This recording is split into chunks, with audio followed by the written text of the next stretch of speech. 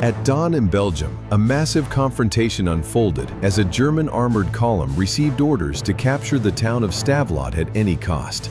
At the center of the offensive was Joachim Peiper, commanding a powerful King Tiger.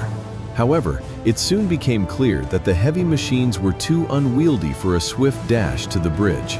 To turn the tide, Peiper demanded a more maneuverable force, a pair of Panther medium tanks. Their crews were given a clear objective: break through the city streets at maximum speed and seize the crossing, which was critical for the success of the entire Ardennes offensive. The Panthers lunged forward, the surroundings echoing with the roar of their engines. At full speed, they cleared a corner, firing erratically at enemy positions on the opposite bank. But the Americans were not caught off guard. The lead German tank fell directly into the sights of a 57mm anti-tank gun. A shell struck the rear of the machine, disabling the engine and turning the Panther into a stationary hunk of iron. The second machine, without slowing down, raced past the burning wreck and rammed the American gun. The artillerymen barely managed to escape as the 45-ton behemoth literally crushed their weapon. After breaking across the bridge under dense fire from the defenders, the German crew pushed deep into the town. There, they stumbled upon another anti-tank position. The tank commander reacted instantly, ordering his machine gunner to suppress the threat. Despite a hail of fire, the Americans managed to get a shot off but missed. In response, the Germans fired an explosive shell at point-blank range. After streaking over the heads of the defenders, it detonated behind them, and the Panther finished the job by crushing the second gun under its tracks. Seeing the defense cracking, Peiper moved his heavy King Tigers into the fray. The crossing was now reinforced by these steel giants.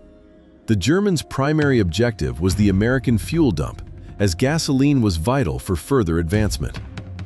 Major Paul Solis, the American commander, realized the scale of the threat posed by the heavy tanks and ordered an evacuation.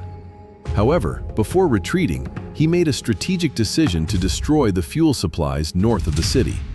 This move infuriated Peiper. Deprived of the expected resources and having failed to receive reinforcements from Wessel's company of Tigers, which was stuck to the south, Peiper decided to search for gasoline further west. His impatience led him to leave Stavelot guarded only by infantry units, ordering them to dig in until heavy armor arrived. Instead of their own tanks, the German infantry soon heard noise coming from the northern hills. These were American Shermans, M10 tank destroyers, and infantry, who immediately began shelling the city from the high ground. Trapped, the German soldiers requested help.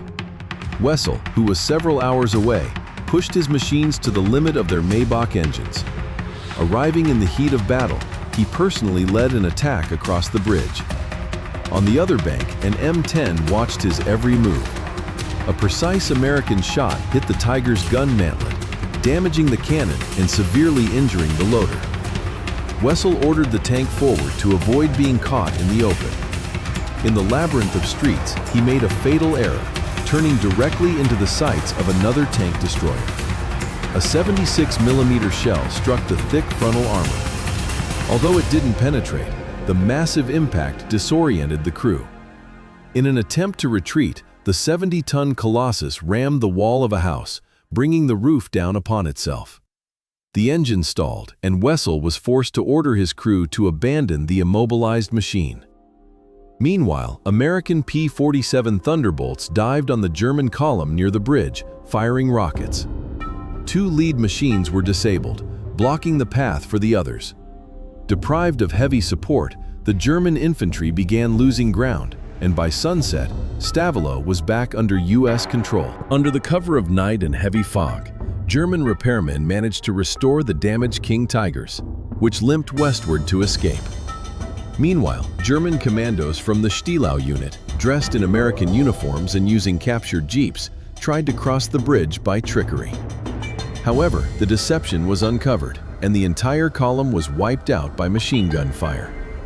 Another breakthrough attempt from the south also ended in failure when the lead Tiger, number 222, was hit by 3 consecutive shells from an M10. On the western flank, King Tiger number 133 entered a duel with an M10.